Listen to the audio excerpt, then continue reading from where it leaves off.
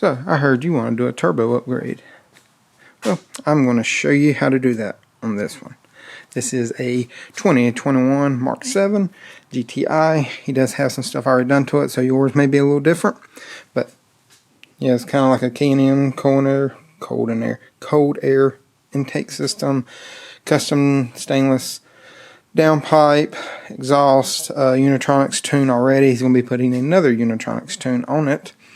So he will have that, but we're going to be putting a Unitronics intercooler on here. I think it's full aluminum. I haven't looked at it yet, but it's like 30% bigger. It's supposed to support up 600 horsepower. So we're doing a intercooler and a CTS turbo. Here's the turbo right here.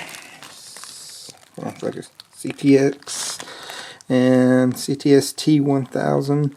Serial number on this one is 00049, but you have to transfer over some stuff, you know, your wastegate, your intake, elbow piece, and stuff like that. So, but pretty basic. But I want to show you how to do this. This may be a multi-part video.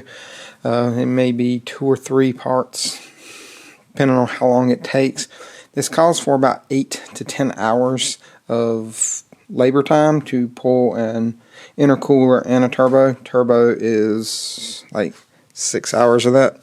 That kind of starts you off and pull off your, and this one is hot as drove it over here. Pull off your cover, and we're going to be setting everything over here. I will set y'all up, get some stuff up and out of the way. I know I'm not even prepared for this, sorry. That didn't go to that, it goes to a different truck. But like I said, let me set y'all up. We'll start taking all this off, get y'all a light up in here so we can see better. And we're going to take one of the battery terminals off. I'm going to take positive off, and we'll start tearing into this bad boy. Alright, where I'm going to start off with is removing this air intake tube. And I'm going to do it in 2 sections. Right here, and then you do have like a little EVAP type PCV valve connection on this side. Like I said, yours may be a little different. If it is, you may have a factory one. This one does not. Come on up.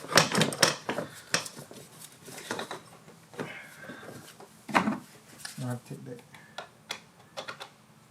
breather off for a second. Okay. He's got like a little adapter piece for it. And then once you do that, we do have a vacuum line, goes right there. And this little piece is joint on this one. And all that just comes off. Like I said, we're going to set it all to the side. And then we can take this piece out right here. I like to use a ratchet. It's a little easier. Get in there. It's going to be an 8mm on mine. Yours may be different. You can use stubby flathead.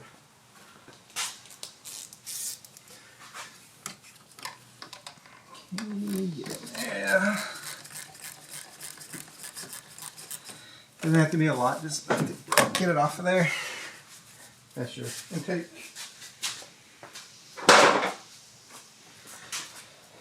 You're going to want to drain your coolant too, because there are coolant lines and oil lines that feed into the turbo.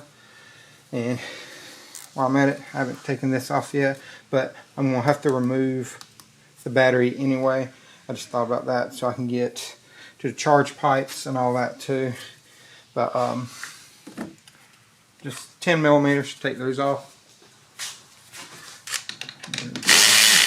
And 2. You don't have to take them all the way off. These Volkswagens actually come off pretty easy. Normally there's like a tie down to hold this one, but he doesn't have it on his.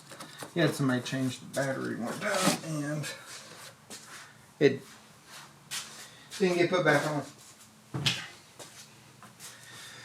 Alright, I think these are 10 millimeters. I hold these on. Be careful with this nut, don't lose that little nut. And then there's one, if you see if I'm showing you right, like right here, if you go down where the ECM is, go down beside it, there is another 10 millimeter right there. And then the whole battery box will come off, and you got like a little clip that holds the positive on to the battery box as well.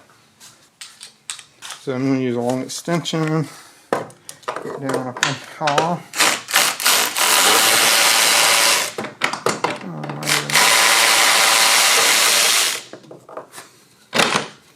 There's that. And your battery tray comes right out.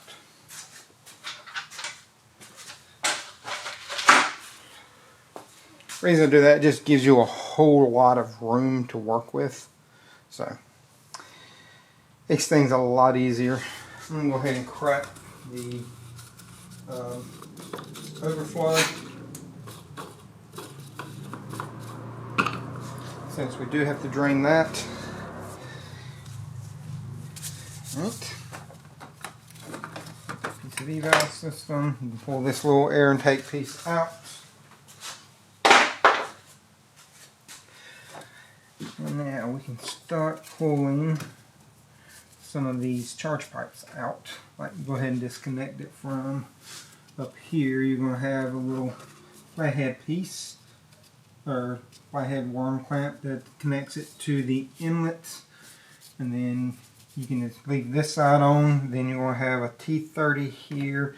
There's going to be another one down inside of here. But once we get, because we're going to pull the radiator, we're going to pull the whole front bumper just to get to the intercooler, because there's a lot you have to do. The whole front bumper assembly has to come off, but we'll get to that in just a few. I'm going to try to get as much off for the turbo as I can first, and then we'll come to the front bumper assembly so we can get the charge pipes off and all that. Cause, kind of, in my opinion, makes things a little easier.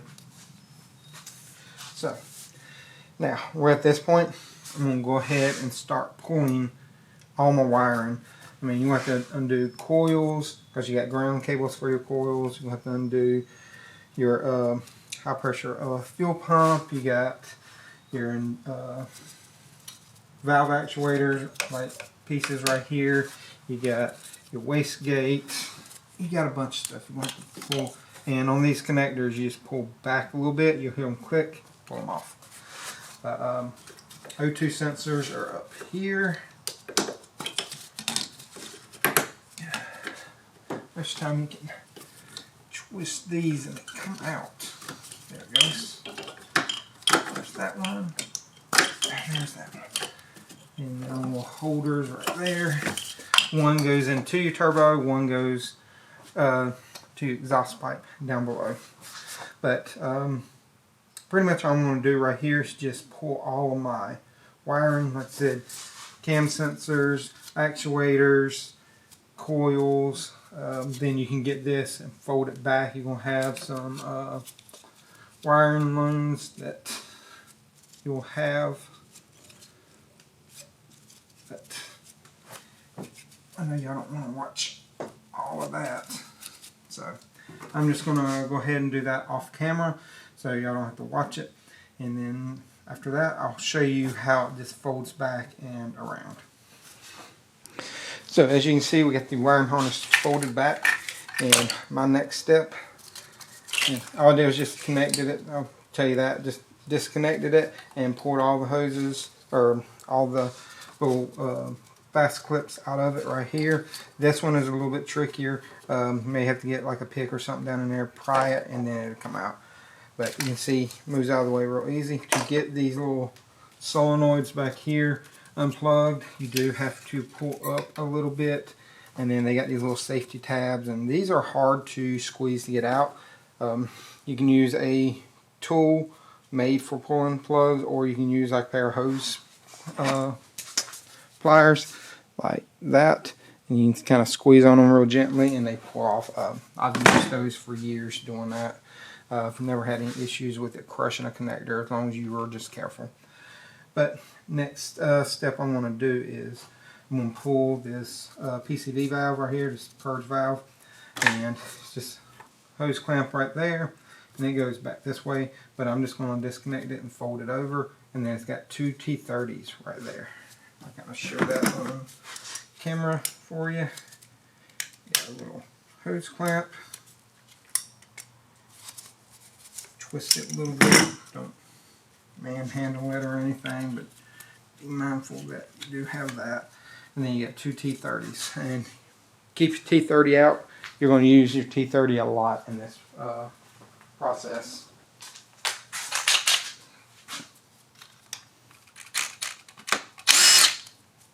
And they shouldn't be super tight. All of my stuff is still pretty warm because it's just got the car over here and I drove it over here. And I'm just going to thread everything I can back in place to where it came from. Just makes things easier. And I'm going to go ahead and do the overflow. Should be one over here. And there should be one right there. This is a short one. Be mindful of that because you will drop them. Two of them are actually short. This one and that one are short. Long one goes over here. Okay, we got that.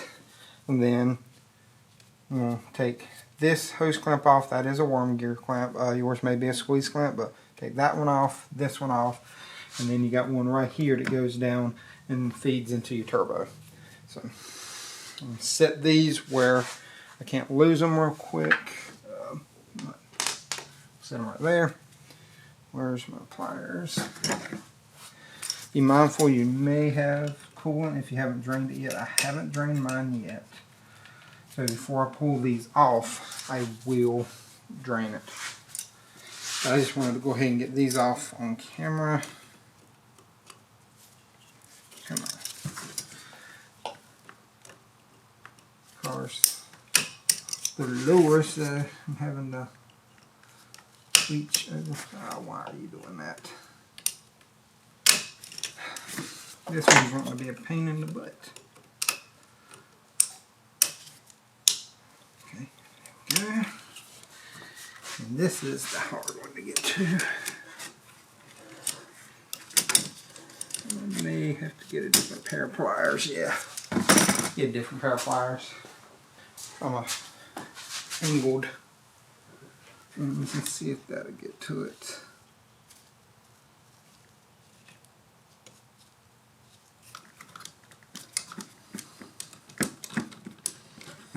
Okay, it's probably going to. Yep, pull the whole hose off. Alright. Give it a pull out. No, that one's going to be tight.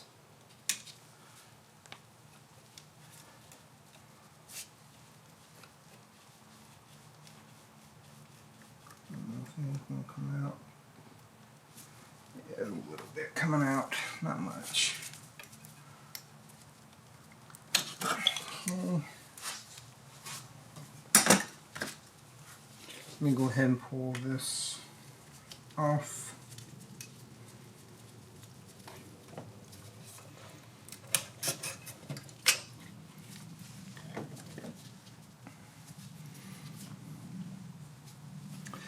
I'm going to get like a little bolt or something to plug this.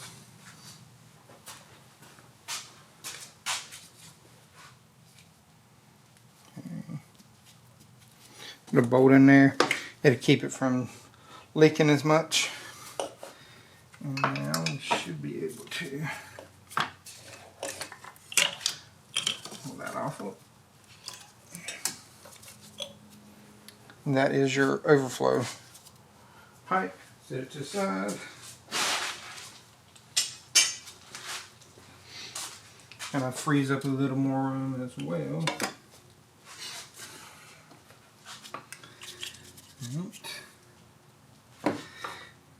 Now you can start to see the turbo a lot better. It's right here. And I'm going to tell you the truth, these are probably the hardest part to getting this elbow off, is this little connector right there. Like, I've always had a hard time getting those off, so if you go to do that, just be careful.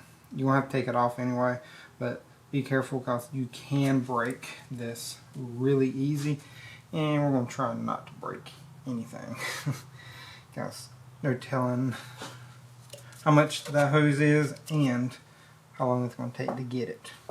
So, but go ahead and pull these T30s as well, because you're going to take that off anyway. That is your coolant feed for your turbo.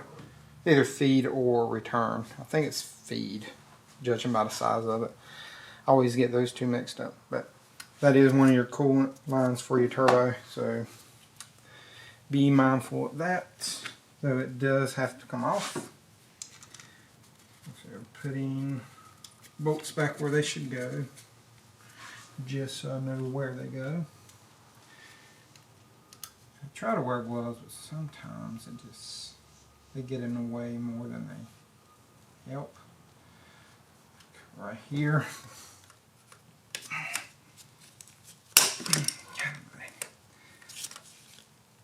That one's tight. All right.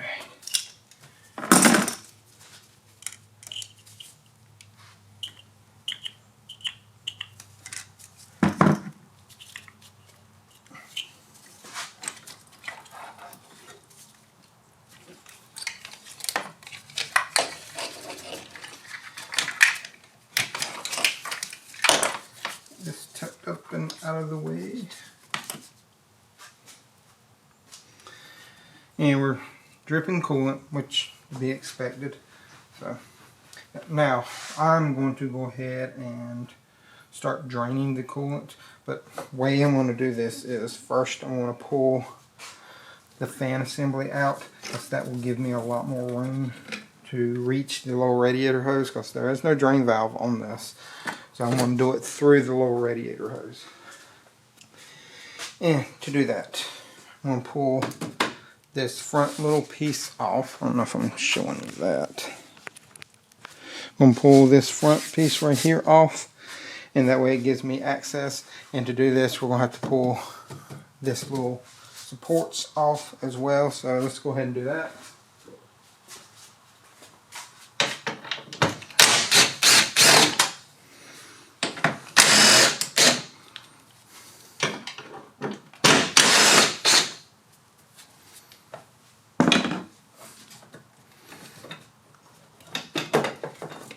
You got your windshield wiper reservoir attached to this one, and you also have your hood latch attached to it, so be mindful. I just move it enough to get it out of the way. And we're going to do this one over here as well.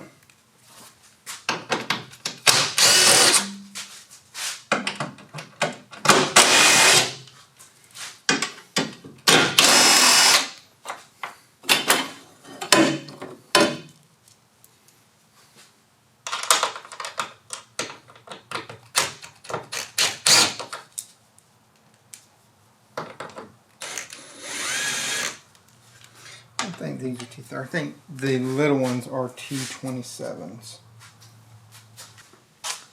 Correction, they're T25s.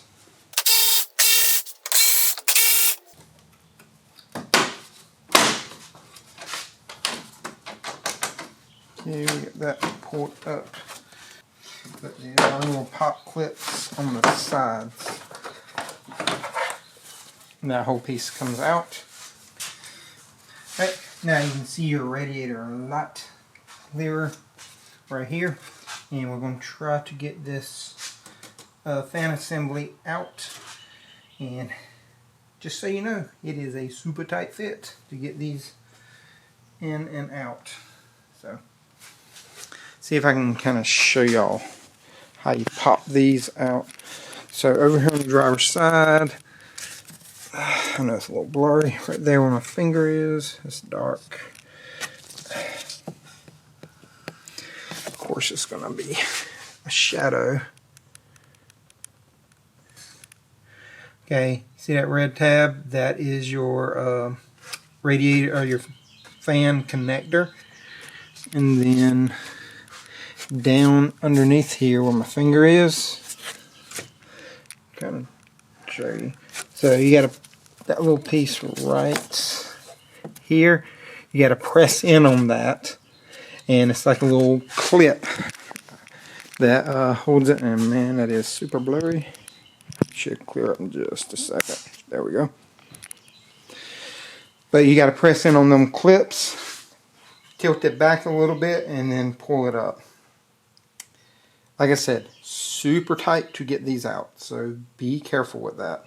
I'm going to use just a flathead screwdriver, push in on it while I pull out a little bit. You kind of got to pull up and out. And just, like I said, be careful. These things are super tight. I got it kind of loose, got the connector off.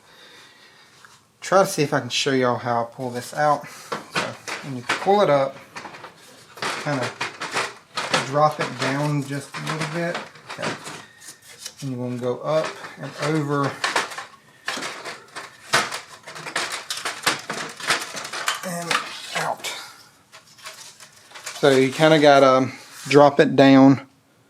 Then you're going to push it over to the driver's side, pull up, tilt it, and pull the driver's side out first, just because on this lower one right here, it's got to clear that lower radiator hose because it goes under it. They should have put it on top of it. In my opinion, it made things a lot easier. But more room right here. Now, what I'm going to do is, because there is a pan underneath here, I am going to go ahead and start pulling the bumper off. And to do that, we're going to have to lift it up and get underneath. And while I'm underneath, I'll show you pretty much everything I can think of that you need to do while you're underneath. We'll take exhaust off. I'm going to try to pull the downpipe. Speaking of downpipe, I'm going to go ahead and pull the bolt for the downpipe, which is back there. Ooh, don't blow her up on me. Downpipe bolt is right here. It is an Allen. It is a 6mm. Alright.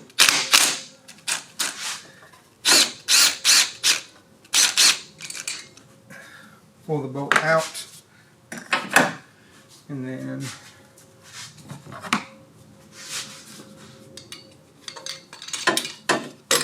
pop. That bottom pop off. And she is loose now. And now that way we can lift her up in the air and go ahead and start pulling everything underneath so I can pull this coolant out. Like I said, pulling this bumper isn't that crazy of a job, but I am going to get all my tools off here. Also, you're going to have to pull the solenoids right here out. You can leave this last one in, but it does make it easier if you go ahead and do it, and there's a chance you can break the tips of them, crack the plastic. You don't want to do that. Just go ahead and remove them, and it just makes your life easier. Like I said, we'll get to that in just a few. But now we're going to lift it up on the lift, and we're going to start pulling everything on the bottom off and getting that bumper ready. So we're under the car, and underneath here you're going to have a buttload of these little like T25 screws. I mean, you're going to have them here, here. They're going to be on this piece. They're going to be on your bumper, all that. So I'm just going to go around and take all these off, and then you're going to have one that is, this is on your inner fender right there. And then you'll have that one and that one on each fender. And then after you do that, you can have the inner fender pieces and stuff come and kind of push back, and that one is your main one because that attaches it to the little body clip piece that holds it. They just snap in, but you're going to want to you're going to have to pull pretty hard. When I get ready to do it, I'll show you, but I'm just kind of giving you an overview of it. But you have to take that one out, and then they just pull out around it. And then inside of here, you know, you got your park sensors, your range sensors and stuff like that all in there. But there's just one connector on the driver's side up inside of here that you just take loose. You don't have to unclip them individually from all of this. And then you're going to have a connector for each one of your fog lights on the side. And once I get in there and kind of show you what it looks like, I'll show you how they come loose and all that. But we're just going to go around and pull all these. I mean, there's probably 20, 25 of these things. So I ain't gonna bore you with that. I just wanted to kind of show you what we're dealing with as far as pulling this bumper piece off. And then actually I'll go ahead and show you this too on your exhaust piece.